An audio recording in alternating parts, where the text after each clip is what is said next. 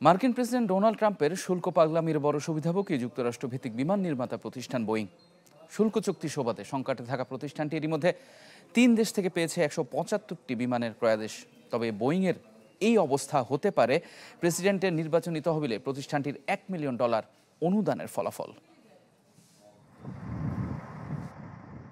বিশ্বের দ্বিতীয় বৃহত্তম বিমান উৎপাদনকারী প্রতিষ্ঠান বোয়িং বিশ্বব্যাপী যারা সরবরাহ করেছে বিভিন্ন মডেলের অন্তত 10,000 বিমান, কিন্তু কয়েক বছর ধরে খুব একটা ভালো যাচ্ছিল না প্রতিষ্ঠানটির ব্যবসা। তারপরও বেশ কয়েকটি দুর্ঘটনা এবং পরবর্তীতে কর্মী ছাঁটাইয়ের কারণে সংকটে বছর 5 ধরে। তবে ট্রাম্পের শুল্ক যুদ্ধের পর আবারও যেন ভাগ্য খুলতে শুরু করেছে মার্কিন কোম্পানিটির। গেল এপ্রিলে হুট করে বাণিজ্য ঘাটতি কমানোর অজুহাতে শুল্ক বাড়ানো হলে যুক্তরাষ্ট্রের সাথে চুক্তিতে আগ্রহ দেখায় বিভিন্ন দেশ, যার অন্যতম উদ্দেশ্য সে দেশ থেকে আমদানি বাড়ানো। তবে সেই দৌড়ে সবার উপরে রয়েছে বোয়িং। এরই মধ্যে 50টি বিমান কেনার প্রতিশ্রুতি দিয়েছে ইন্দোনেশিয়া, সেই কাতারে আছে জাপান, আর সবশেষ তালিকায় যুক্ত হয় বাংলাদেশ 25টি বিমান কেনার ঘোষণা দিয়ে।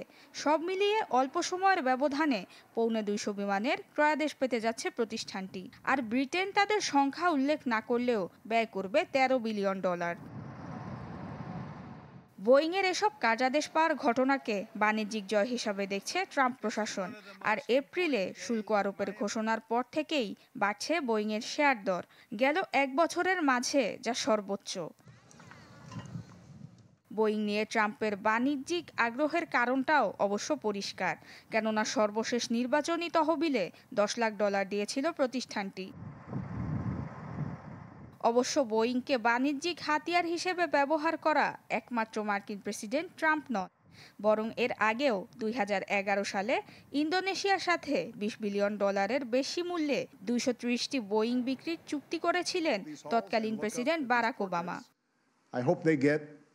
2023 সালে সারা বিশ্ব থেকে 1450 বিমানের ক্রয়াদেশ পায় বোয়িং, তবে পরের বছর তা নেমে যায় অর্ধেকের নিচে।